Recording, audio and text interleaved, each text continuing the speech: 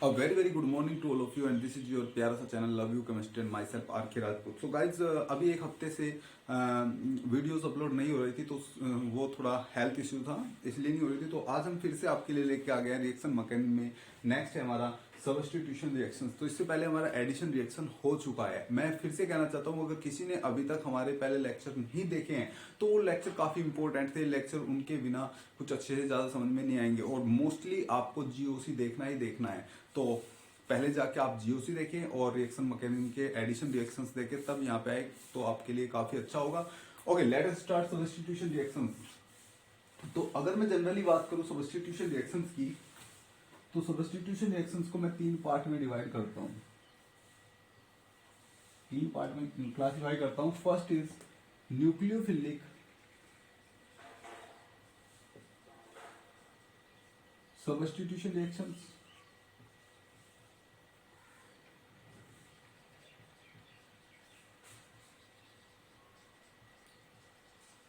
second one is electrophilic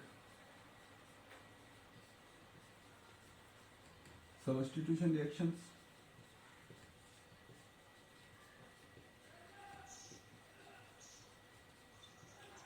and last one is free radical based substitution reactions, substitution reactions. ठीक है ना। तो ये तीन टाइप का मेरे पास सब्स्टिट्यूशन रिएक्शंस का मैकेनिज्म होता है। फर्स्ट होता है nucleophilic substitution reaction, second one electrophilic substitution reaction and third one is free radical substitution reactions. अगर मैं सबसे पहले देखूं कि क्या होता है एक सब्स्टिट्यूशन रिएक्शन, तो उसके बारे में हम थोड़ा सा देख लेते हैं। अगर मेरे पास यहाँ पे कोई एक कंपाउंड है, कोई एक सबस्ट्रेट है आर एक्स, यहाँ पे आर कुछ भी है एक्स कुछ भी है, ठीक है ना। अभी आप इसे अल्काइल ग्रुप, इसे हैलाइड मत मानो, आर कुछ भी है और एक्स कुछ भी है, और यहाँ पे मेरे पास है कोई अटैकिंग रिएजेंट। क्या है? अटैकिंग रिएजेंट, ठीक है। और यहाँ पे कोई सोलवेंट कंडीशन दी गई है, तो यहाँ पे किसी या तो कोई ट्रांजिशन स्टेट या कोई रिएक्शन इंटरमीडिएट के थ्रू ये रिएक्शन जाती है और यहाँ पे आपको प्रोडक्ट मिल जाता है। तो होता क्या है इस रिएक्शन में? सबसे पहले जो ये अटैकिंग रिएजेंट है, ये अटैकिंग रिएजेंट अटैक करेगा और यहां से एक लीविंग ग्रुप बाहर निकलता है। यानी कि पूरी मैकेनिज्म में क्या होता है, पहले एक अटैकिंग रिएजेंट अटैक करता है और एक लीविंग ग्रुप बाहर निकलता है, और यहां से ये बी जो है आर से आके इस टाइप से कुछ जुड़ जाता है। तो अगर आप ओवरऑल देखो तो यहां से बी ने एक्स को रिप्लेस कर दिया और खुद यहां पे आके आर से जुड़ गया है। तो इस टाइप की जो रिएक्शन होती है वो कहलाती है सब्स्टिट्यूशन रिएक्शन, क्योंकि यहाँ पे बी ने एक्स को सब्स्टिट्यूट कर दिया। अब ध्यान से देखो, अगर मैं बात करूंगा इस पूरे की, तो ये क्या है? ये आपका सबस्ट्रेट, ये है आपका अटैकिंग रिएजेंट, अटैकिंग रिएजेंट, और यहां पे ये जो ग्रुप निकल रहा है यहां से सबस्ट्रेट में से, इसे बोलेंगे हम लिविंग ग्रुप, लिविंग ग्रुप। ये आपका सोलवेंट है यहाँ पे, ठीक है, जो एरो के ऊपर दिया है। यहाँ पे आपकी ट्रांजिशन स्टेट बनेगी या फिर रिएक्शन इंटरमीडिएट बनेगा, वो हम देखेंगे, और यहाँ पे आपको आपका प्रोडक्ट मिल जाएगा। तो मतलब कि इसमें जो टोटल पार्ट्स है, अगर मैं पार्ट्स की बात करूं तो एक तो सबस्ट्रेट है, मुझे सबस्ट्रेट को पढ़ना है सबसे पहले, मुझे अटैकिंग रिएजेंट को पढ़ना है कि अटैकिंग रिएजेंट कैसा होता है, क्या होता है, और लिविंग ग्रुप कैसा होता है, क्या होता है, और एक चीज और मुझे पढ़नी है सोलवेंट, कि सोलवेंट यहाँ पे कैसे कैसे यूज किया जा सकता है और क्या क्या रोल होता है सोलवेंट्स का। क्या सोलवेंट ओनली यहाँ पे मीडियम प्रोवाइड करता है या सोलवेंट कोई रिएक्ट भी करता है, कोई रिएक्शन भी देता है, वो सब मुझे पढ़ना है यहाँ पे। ओके, समझ में आ रहा है? अब देखो ध्यान से, अब मैंने आपको स्टार्टिंग में बताया था कि जो रिएक्शन का नाम होता है, जैसे कि यहाँ पे न्यूक्लियोफिलिक सब्स्टिट्यूशन रिएक्शंस हो गए, यहाँ पे इलेक्ट्रोफिलिक सब्स्टिट्यूशन रिएक्शन हो गया, यहाँ पे फ्री रेडिकल सब्स्टिट्यूशन रिएक्शन हो गया। ये जितने भी रिएक्शंस के नाम होते हैं ये डिपेंड करते हैं अटैकिंग रिएजेंट के ऊपर, ठीक है। अगर अटैकिंग रिएजेंट न्यूक्लियोफाइल है, अगर अटैकिंग रिएजेंट न्यूक्लियोफाइल है तो रिएक्शन होगी न्यूक्लियोफिलिक सब्स्टिट्यूशन रिएक्शन, ठीक है। और अगर आपका ये इलेक्ट्रोफाइल है, मैं कह रहा हूं अगर आपका अटैकिंग रिएजेंट क्या है? इलेक्ट्रोफाइल, तो रिएक्शन होगी इलेक्ट्रोफिलिक सब्स्टिट्यूशन रिएक्शन। बोलो, समझ में आ रहा है? अगर आपका ये फ्री रेडिकल है, क्या है? फ्री रेडिकल है, तो रिएक्शन होगी फ्री रेडिकल सब्स्टिट्यूशन रिएक्शन। तो रिएक्शन का नाम डिपेंड किसके ऊपर करता है, अटैकिंग रिएजेंट के ऊपर करता है। तो ये काफी इंपॉर्टेंट पार्ट है, ये मुझे पढ़ना पड़ेगा अटैकिंग रिएजेंट क्या होते हैं, ठीक है। सबस्ट्रेट भी इसका काफी इंपॉर्टेंट पार्ट है, वो तो हर रिएक्शन में मुझे पढ़ना होता है कि सबस्ट्रेट क्या है, उसकी रिएक्टिविटी वगैरह सब कुछ। और यहाँ पे एक पार्ट मुझे एक्स्ट्रा एक और पढ़ना पड़ेगा, सोल्वेंट। तो इन तीन चार चीजों को हम पहले देख लेते हैं क्या होता है, वन बाय वन करके सभी स्टेप्स में। सबस्ट्रेट क्या होता है, क्या नेचर होता है, कौन ज्यादा रिएक्टिव कौन कम रिएक्टिव, लिविंग ग्रुप क्या होता है, अच्छा लिविंग ग्रुप क्या होता है, खराब लिविंग ग्रुप क्या होता है, अटैकिंग रिएजेंट क्या होते हैं, ठीक है, कैसे कैसे कौन कौन से अटैकिंग रिएजेंट कब कब कैसे कैसे यूज किए जाने, किस सबस्ट्रेट के साथ यूज किए जाने, सोलवेंट कौन कौन से होते हैं, कौन कौन से सोलवेंट कराने पे क्या रिएक्शन होती है, क्या वो ओनली मीडियम प्रोवाइड करेगा या वो कहीं वहां पे रिएक्ट भी करेगा, ट्रांजिशन स्टेट क्या होगी, रिएक्शन इंटरमीडिएट क्या होगा, वगैरह वगैरह सब चीजों के ऊपर हम डिस्कस करने वाले हैं। तो आई होप आप लोगों को अच्छे से समझ में आ रहा होगा। तो अब हम आगे चलते हैं और देखते हैं वन बाय वन इन चीजों को कि ये क्या होते हैं। और उसमें भी हम सबसे पहले स्टार्ट करेंगे कि न्यूक्लियोफाइल क्या होता है।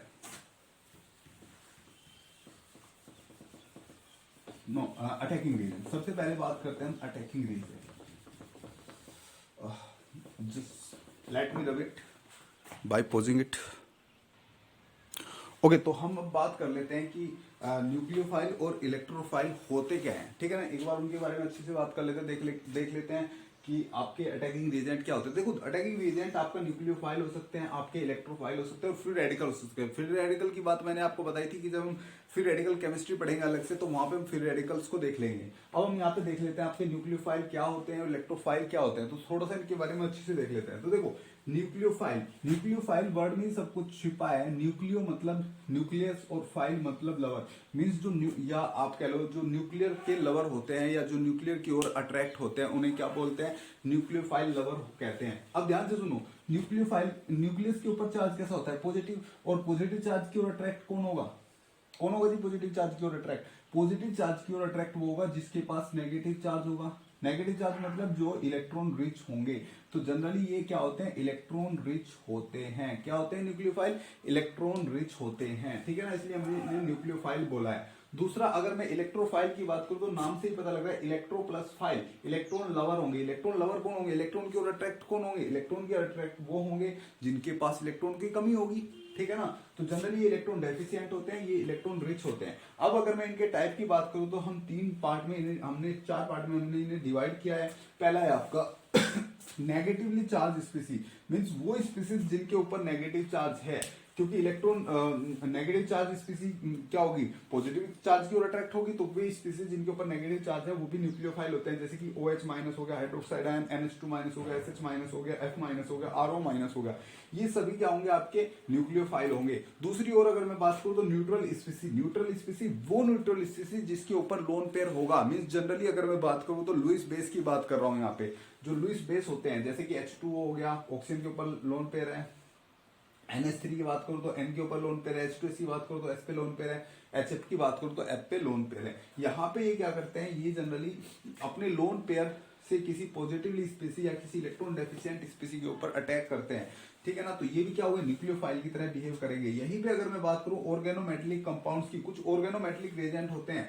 जनरली देखो, ऑर्गेनोमेटेलिक से ही निकल के आ रहा है। ऑर्गेनो मतलब कार्बन, मेटेलिक मतलब मेटल, मीन्स जहां पे कार्बन और मेटल के बीच में बॉन्ड होगा, उन कंपाउंड्स की मैं बात कर रहा हूं। और इसमें बहुत ही अच्छा रिएजेंट है, आपने पढ़ा भी हुआ है, RMgX। वैसे रिएजेंट में हम अच्छे से बात करेंगे इनके ऊपर। RMgX, R कोई भी अल्काइल ग्रुप होगा, MgX इसे बोलते हैं हम ग्रिग्नार्ड रिएजेंट। तो इसमें जो R है वो एज अ न्यूक्लियोफाइल बिहेव करता है। यहाँ पे अगर मैं R2CuLi की बात करूं तो यहाँ पे भी R as a nucleophile behave करता है। ये है आपका गिलमान रिएजेंट, या आप ले लो RLi, ठीक है ना, लिथियम बेस्ड रिएजेंट है, इसमें भी आपका एज अ न्यूक्लियोफाइल बिहेव करता है। बोलो समझ में आ रहा है। तो ये सब रिएजेंट्स आपके न्यूक्लियोफाइल की तरह बिहेव करेंगे। इससे आगे अगर मैं फोर्थ क्लासिफिकेशन की बात करूं तो मल्टीपल बॉन्ड कंटेनिंग स्पीसी, वो स्पीसी जहां पे आपका सेपरेट या मैं कह लूं carbon carbon multiple bond present होते हैं, जहां पे इलेक्ट्रॉन विड्रॉइंग ग्रुप ना हो, ठीक है ना, जहां पे इलेक्ट्रोफिलिक कैरेक्टर ना हो। अगर C डबल बॉन्ड C की बात करूं तो यहाँ पे इलेक्ट्रॉन डेंसिटी ज्यादा है, ये भी न्यूक्लियोफाइल की तरह बिहेव करेगा। C ट्रिपल बॉन्ड C भी न्यूक्लियोफाइल की तरह बिहेव करेगा।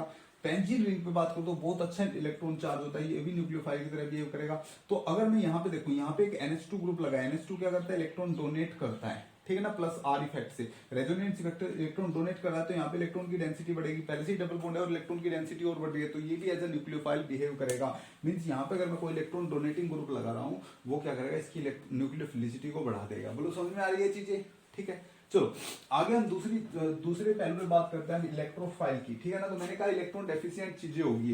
इलेक्ट्रॉन डेफिशिएंट में सबसे पहला क्लासिफिकेशन आएगा कि जिन पे पॉजिटिव चार्ज हो, जैसे कि H प्लस हुआ, Cl माइनस हुआ, Br सॉरी H प्लस हुआ, Cl प्लस हुआ, Br प्लस हुआ, means chloronium ion, bromonium ion, iodinium ion, NO2 plus हुआ, NO प्लस हुआ, R single bond C double bond O, R के ऊपर C के ऊपर पॉजिटिव है तो ये भी आपका एज इलेक्ट्रोफाइल बिहेव करेगा। और अगर मैं यहाँ पे बात करूँ इसकी तो ये होता है डाईएजोनियम साल्ट, ये भी एज अ इलेक्ट्रोफाइल बिहेव करता है। दूसरे में बात करें न्यूट्रल स्पीसीज, न्यूट्रल स्पीसीज को मैं दो पार्ट में डिवाइड कर लेता हूं। जब आपके पास वैकेंट p ऑर्बिटल हो, क्या हो, वैकेंट p ऑर्बिटल। दूसरा मैं पार्ट में डिवाइड कर लेता हूं जब आपके पास वैकेंट d ऑर्बिटल हो।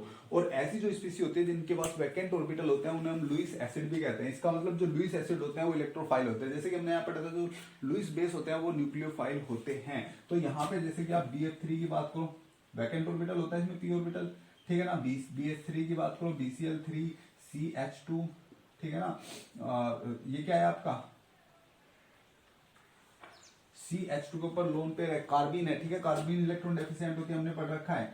CCl2 ये भी कार्बिन है, इलेक्ट्रॉन डेफिशिएंट है, ठीक है ना। यहाँ पे देख लो सबके पास वैकेंट डी ऑर्बिटल है, FeCl3 FeCl2 SnCl2 SnCl4 AlCl3 ZnCl2 वगैरह, ठीक है। इन सब में वैकेंट डी ऑर्बिटल है तो ये भी तो क्या है, इलेक्ट्रॉन डेफिशिएंट है। नेक्स्ट हम बात करें मल्टीपल बॉन्ड कंटेनिंग, जैसे कि अगर ये वाला मेरे पास कंपाउंड है तो देखो अगर मैं बात करूं ऑक्सीजन और सल्फर में, ऑक्सीजन की इलेक्ट्रोनेगेटिविटी ज्यादा है तो ये बॉन्ड इधर जाएगा, ठीक है। इसका मतलब इसके ऊपर कैसा है, इलेक्ट्रोफिलिक कैरेक्टर है, बहुत ज्यादा इलेक्ट्रोफिलिक कैरेक्टर है यहाँ पे, क्योंकि 3 इलेक्ट्रोनेगेटिव एटम जुड़े हैं तो यहाँ पे आपका न्यूक्लियोफाइल अटैक करेगा, तो ये भी इलेक्ट्रोफिलिक कैरेक्टर है। दूसरी में बात करूं तो कार्बन डाइऑक्साइड, देखो कार्बन डाइऑक्साइड में कार्बन से ऑक्सीजन जुड़ा है, इलेक्ट्रोनेगेटिव है तो ऐसे जाएगा ऐसे जाएगा, यहाँ पे भी इलेक्ट्रोफिलिक कैरेक्टर है। तीसरी अगर मैं कार्बोनाइल कंपाउंड की बात करूं, आप कार्बोनाइल कंपाउंड पढ़ते हो जैसे कि एल्डिहाइड हुआ, कीटोन हुआ वगैरह वगैरह, तो इनमें भी क्या है, ये जो कार्बन होता है वो इलेक्ट्रोफिलिक कैरेक्टर का होता है। बोलो समझ में आ रहा है, ठीक है। यहीं पे अगर मैं साइनाइड की बात करूं तो देखो ये आपका इलेक्ट्रोफिलिक कार्बन है। यहाँ पे मैं कीटीन की बात करूं तो ये इलेक्ट्रोफिलिक कार्बन है, हम की रिएक्शन भी पढ़ चुके हैं एडिशन रिएक्शन में। यहाँ पे मैं आइसोसाइनेट की बात करूं तो ये इलेक्ट्रोफिलिक कैरेक्टर है। यहाँ पे अगर डबल बॉन्ड पे मैं NO2 ग्रुप लगा दूं NO, ठीक है, तो क्या होगा, देखो नाइट्रोजन ऑक्सीजन में ऑक्सीजन ज्यादा इलेक्ट्रोनेगेटिव है, इलेक्ट्रॉन ऐसे खींचेगा तभी इलेक्ट्रॉन यहाँ से आएंगे तो रेजोनेंस हो रहा है, यहाँ पे इलेक्ट्रोफिलिक सेंटर जनरेट हो रहा है, तो ये भी इलेक्ट्रोफाइल ही है। तो आई होप आप लोगों को इलेक्ट्रोफाइल समझ में आया होगा, इलेक्ट्रोफाइल और न्यूक्लियोफाइल तो काफी इंपॉर्टेंट चीजें हैं इलेक्ट्रोफाइल और न्यूक्लियोफाइल, क्योंकि हम इन्हें ये सब क्या है, अटैकिंग रिएजेंट है और बिना अटैकिंग रिएजेंट के आप रिएक्शन मैकेनिज्म में सब्स्टिट्यूशन रिएक्शंस को नहीं समझ सकते। तो ये था हमारा पहली चीज या पहला part, attacking reagent. I hope आप लोगों को समझ में आ रहा होगा। इसमें वो चीजें हैं जो कि न्यूक्लियोफिलिसिटी किसकी ज्यादा होगी, कौन ज्यादा न्यूक्लियोफाइल होगा, कौन कम न्यूक्लियोफाइल होगा, वो चीज तो आपको बाय मीन्स कहते हैं कि आप जब क्वेश्चंस करोगे आ जाएगी, वो तो फीलिंग्स आ जाती है अलग से। जैसे कि अगर मैं आपसे बात करूं H2O और OH माइनस में कौन अच्छा न्यूक्लियोफाइल होगा, तो ये अच्छा न्यूक्लियोफाइल होता है क्योंकि इसके पास तो है लोन पेयर लेकिन इसके पास माइनस है तो ये ज्यादा देगा, जल्दी से देगा, ठीक है ना, या जल्दी से अटैक करेगा। तो यहाँ पे न्यूक्लियोफिलिसिटी इसकी ज्यादा है, वो हम बात करेंगे जब हम रिएक्शन मैकेनिज्म पढ़ेंगे उसके अंदर ही हम बात कर लेंगे, ठीक है ना। न्यूक्लियोफिलिसिटी बेसिसिटी में क्या क्या डिफरेंस है वो सब हम पढ़ लेंगे। बोलो समझ में आ रहा है ये चीज आपको, ठीक है ना। काफी इंपॉर्टेंट था सब्स्टिट्यूशन रिएक्शन से पहले ये चीजें आपको बताना। बोलो समझ में आ रहा है। तो अब हम क्या करते हैं, अब हम इससे नेक्स्ट पार्ट पढ़ लेते हैं सोलवेंट की, सोलवेंट का क्या इफेक्ट होता है और क्या क्या सोलवेंट होता है, किस किस टाइप के सोलवेंट्स होते हैं। तो let us start solvents. Okay, so अब हम देख लेते हैं कि सोलवेंट क्या होता है, सोलवेंट का इफेक्ट क्या होता है। देखो बहुत से लोग हम में से यही सोचते हैं कि सोलवेंट का काम ओनली मीडियम प्रोवाइड करना होता है। हाँ, ये सही बात है कि सोलवेंट का काम मीडियम प्रोवाइड करना होता है, लेकिन ओनली वर्ड गलत है कि सोडियम का काम सोल्यूशन का काम ओनली मीडियम प्रोवाइड करना होता है, ये बात बिल्कुल गलत है। ये आपको पता लग जाएगा ये दो रिएक्शन देख के। अगर आप इस रिएक्शन को इस रिएक्शन को देखो, ये रिएक्शन तो आपको समझ में भी आ रही होगी क्योंकि एडिशन रिएक्शन आप कर चुके हो।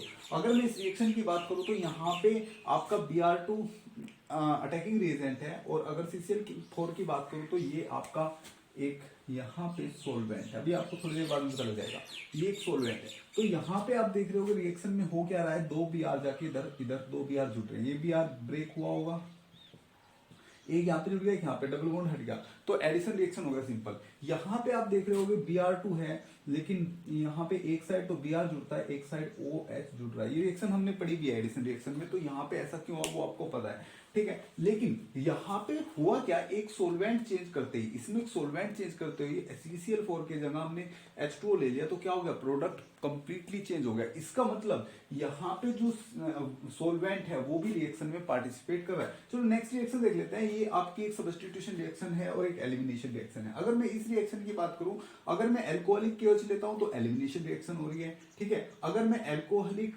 KOH की जगह एक्वस KOH लेता हूं तो यहाँ पे सब्स्टिट्यूशन रिएक्शन हो रही है। हो क्या रहा है, Br हट रहा है, OH जुड़ रहा है, ठीक है। इसमें क्या हो रहा है, यहाँ से Br हट रहा है, यहाँ से H हट रहा है और डबल बॉन्ड आ जा रहा है, इधर एलिमिनेशन हो रहा है, इधर आपका सब्स्टिट्यूशन हो रहा है। तो ऐसा क्यों, ओनली एक आपका सोलवेंट चेंज करने पे, यहाँ पे सोलवेंट क्या था, अल्कोहल, यहाँ पे सोलवेंट क्या है, पानी, ठीक है। तो सोलवेंट चेंज करते ही देखो रिएक्शन ही कंप्लीटली चेंज हो गई। तो क्या करें, तो इसका मतलब है कि जो सोलवेंट्स होते हैं वो काफी इंपॉर्टेंट रोल प्ले करते हैं किसी रिएक्शंस को प्रोसीड करने में। तो हमें सोलवेंट को जानना बहुत ही जरूरी होगा। तो अगर अब मैं सोलवेंट की बात करूं, तो टाइप की बात करूं, तो सोलवेंट जनरली दो टाइप के होते हैं, पोलर सोलवेंट और नॉन पोलर सोलवेंट। कैसे मैं एक सोलवेंट को पोलर और नॉन पोलर में डिवाइड कर सकता हूं या क्लासिफाई कर सकता हूं, वो हम डिसाइड करते हैं ऑन द बेसिस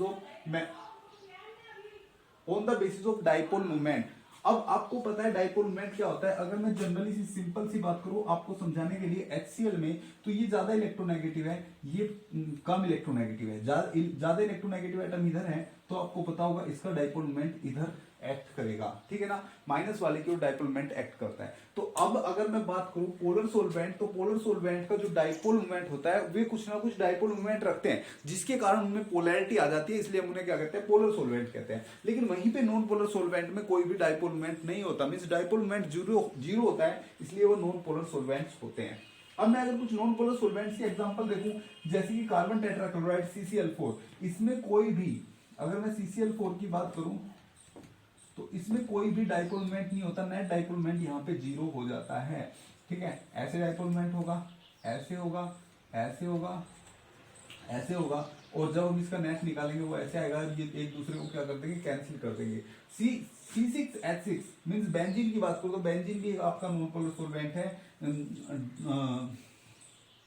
CH2 भी नॉन पोलर सोलवेंट है, C6H12 मींस हेक्सेन भी आपका नॉन पोलर सोलवेंट है, टोल्यूइन भी आपका नॉन पोलर सोलवेंट है, ब्यूटेन भी आपका नॉन पोलर। तो इस टाइप से ये सब आपके क्या है, नॉन पोलर सोलवेंट्स है। अगर मैं मेरे पास इंपॉर्टेंट हो जाता है polar solvent. Polar solvent further classify किए गए हैं पोलर प्रोटिक सोलवेंट में और पोलर एप्रोटिक सोलवेंट में।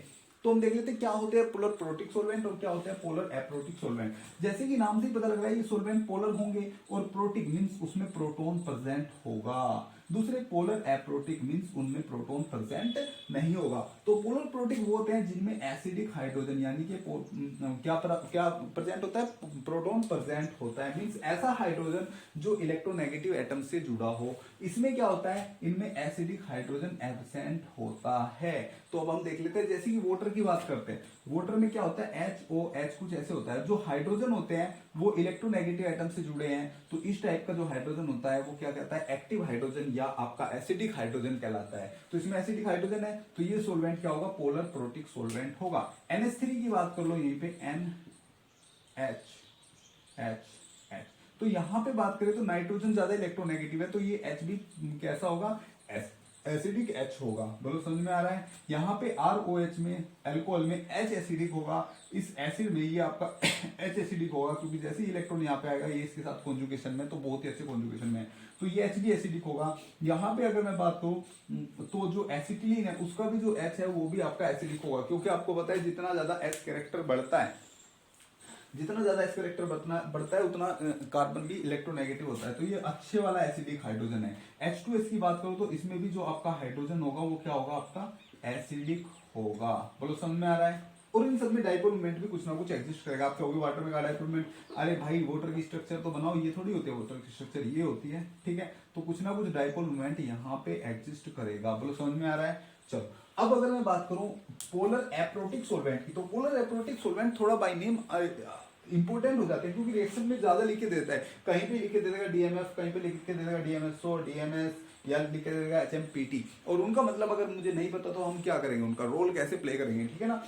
तो ये बहुत ही इंपॉर्टेंट हो जाते हैं, तो आपको इनकी स्ट्रक्चर और नाम याद रखने हैं। जैसे कि सबसे पहले बात करूं मैं डीएमएफ, इसका नाम होता है डाई मिथाइल फॉर्मेमाइड। क्या नाम होता है? Di methyl formamide. देखो मैं कहता हूं कि नाम में ही सब कुछ छिपा है। डाई मिथाइल, तो there are 2 methyls which are attached to nitrogen, means amide group से जुड़े हैं, तो ये क्या होगा? Di methyl. और ये क्या है? अगर मैं इसकी बात करूं, अगर मैं बात करूं HCOOH, तो ये फॉर्मिक एसिड होता है। और अगर आप देख रहे हो तो ये फॉर्मिक एसिड का डेरिवेटिव और एक एमाइड है, तो ये क्या हो जाएगा? फॉर्मेमाइड, ठीक है ना। अगर मैं बात करूं HCONH2, तो ये क्या है? फॉर्मेमाइड है। अब फॉर्मेमाइड में से 2 मिथाइल, 2 H हटा के 2 मिथाइल जोड़ दो, तो क्या हो जाएगा? डाइमिथाइल फॉर्मेमाइड। तो ये आपका एक इंपॉर्टेंट सोलवेंट है। नेक्स्ट मैं बात करूं DMSO, इसका नाम होता है डाइमिथाइल सल्फोक्साइड। क्या नाम होता है? Dimethyl sulfoxide. तो ध्यान से देखो, there are 2 methyls and which are attached to sulfoxide group, so this is dimethyl sulfoxide. Next is DMS, dimethyl sulfide. There are 2 methyl groups which are attached to the sulfide group, so this is dimethyl sulfide. Next is HMPT, hexamethyl. अगर मैं बात करूं क्या है? Hexamethyl. तो देखो there are 6 methyl, 1 2 3 4 5 6, there are 6 methyl. तो hexamethyl phosphorus, there are 1 phosphorus and tri amide, तो 3 एमाइड ग्रुप है, तो this is hexamethyl phosphorus tri amide. Okay, next की बात करूं तो देखो यहाँ पे ये क्या है? एसिटेमाइड ग्रुप है और 2 मिथाइल लगे हैं, तो डाइमिथाइल एसिटेमाइड हो जाएगा। और ये आपका क्या है? Cyclic ketone. ये सब आपके क्या है? पोलर एप्रोटिक सोलवेंट है। सारे पोलर है जी, पोलर सब है, सब में डाइपोल मूवमेंट है, लेकिन किसी में भी एसिडिक हाइड्रोजन प्रेजेंट नहीं है, तो ये सब है polar aprotic solvents. I hope आप लोगों को समझ में आया होगा पोलर एप्रोटिक क्या है और आपका नॉन पोलर क्या है और पोलर प्रोटिक क्या है, ठीक है ना। कभी कभी बच्चा इनके और इनके बीच डिफरेंशिएट नहीं कर पाता। तो देखो जी, पोलर एप्रोटिक का मतलब है, एप्रोटिक का मतलब है कि इसमें प्रोटॉन नहीं है, लेकिन है तो वो पोलर ही। म्यू इक्वल टू 0 नहीं है यहाँ पे है म्यू इक्वल टू 0। चलो इससे आगे बात कर लेते हैं इनका थोड़ा सा सोल्वेशन के ऊपर कि ये रिएक्शन में कैसे रिएक्ट करते हैं। तो देखो जनरली कोई भी अगर सोलवेंट है तो वो मोस्टली जो होते हैं सोलवेंट्स, वो सोल्वेशन के थ्रू रिएक्शन में पार्टिसिपेट करते हैं। अब अगर मैं बात करूं पोलर प्रोटिक सोलवेंट की, जो पोलर प्रोटिक सोलवेंट होते हैं वो जनरली कैटायन को और एनायन को दोनों को सोलवेटेड कर सकते हैं। ध्यान से देखो, अगर यहाँ पे आप देख लोगे Na प्लस है, यानी कि कैटायन है, और कैटायन को यहाँ पे कैसे वाटर का जो ऑक्सीजन है वो सोलवेट किए हुआ है, इसके साथ इंटरेक्शन में है। क्योंकि देखो ऑक्सीजन पे क्या होगा? स्लाइटली नेगेटिव चार्ज होगा, Na पे पॉजिटिव चार्ज है, तो नेगेटिव चार्ज पॉजिटिव की ओर अट्रैक्ट होगा, मींस इसे क्या कर लेगा? कवर कर लेगा, इसे आपका सोलवेट कर लेगा, ठीक है ना। यहीं पे अगर मैं Cl माइनस ले लूं तो Cl माइनस को जो वाटर के हाइड्रोजन है, क्योंकि उनपे स्लाइटली पॉजिटिव चार्ज होगा, वो इसे सोलवेटेड कर लेगी। मीन जो आपका पोलर प्रोटिक सोलवेंट होता है उसमें कैटायन भी एज वेल एज एनायन दोनों क्या हो जाते हैं? सोलवेटेड हो सकते हैं। ये कैटायन को भी सोलवेट कर लेता है और एनायन को भी। लेकिन वहीं पे अगर मैं पोलर एप्रोटिक सोलवेंट की बात करूं जिनमें एसिडिक H नहीं है, अगर एसिडिक H नहीं है तो आपको देखने में लग रहा होगा कि कहीं ना कहीं इसमें एक जो आपका स्लाइटली पॉजिटिव वाला पार्ट है, यानी कि जो कैटायनिक पार्ट है वो मिसिंग है। तो ये ओनली कैटायंस को ही, क्योंकि इनमें एनायनिक पार्ट है ओनली, तो ये ओनली कैटायंस को ही क्या करेंगे? सोलवेटेड करेंगे। तो देखो जैसे कि इसने DMF ने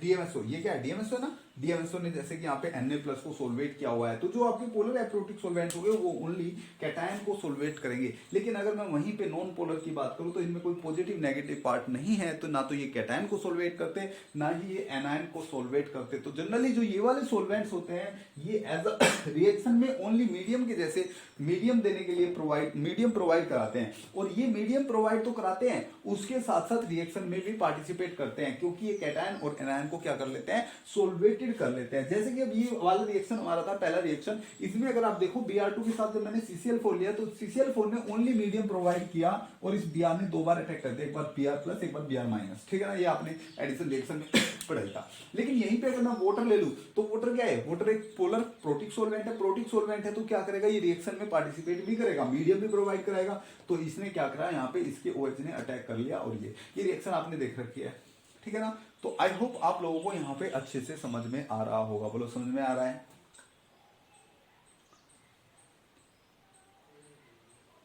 ठीक है। यहीं पे अगर मैं इसकी बात करूं, देखो एल्कोहलिक क्यूएच ले रखा है, ये एक्वस क्यूएच ले रखा है, तो इसमें क्या करेगा, जो ये OH माइनस होगा वो एज अ बेस बिहेव करेगा और इसमें एज अ न्यूक्लियोफाइल बिहेव करेगा। यहाँ पे न्यूक्लियोफिलिक सब्स्टिट्यूशन रिएक्शन हो जाएगा और यहाँ पे आपका एलिमिनेशन रिएक्शन हो जाएगा। इन्हें हम आगे पढ़ेंगे जब अभी सब्स्टिट्यूशन रिएक्शन पढ़ रहे हैं, उससे आगे फिर हम बाद में एलिमिनेशन रिएक्शन पढ़ेंगे, तो वहां पे भी हम अच्छे से इन्हें डिस्कस करेंगे। तो आई होप आपको आज का ये जनरल जो लेक्चर था वो अच्छे से समझ में आया होगा। जनरल लेक्चर काफी इंपॉर्टेंट था सब्स्टिट्यूशन रिएक्शन को स्टार्ट करने से पहले। इससे नेक्स्ट लेक्चर में हम क्या करेंगे, सब्स्टिट्यूशन रिएक्शन स्टार्ट करेंगे और सब्स्टिट्यूशन रिएक्शन में हम सबसे पहले पढ़ेंगे न्यूक्लियोफिलिक सब्स्टिट्यूशन रिएक्शन। न्यूक्लियोफिलिक में भी फिर क्या होगा, उन्हें फर्दर डिवाइड करेंगे।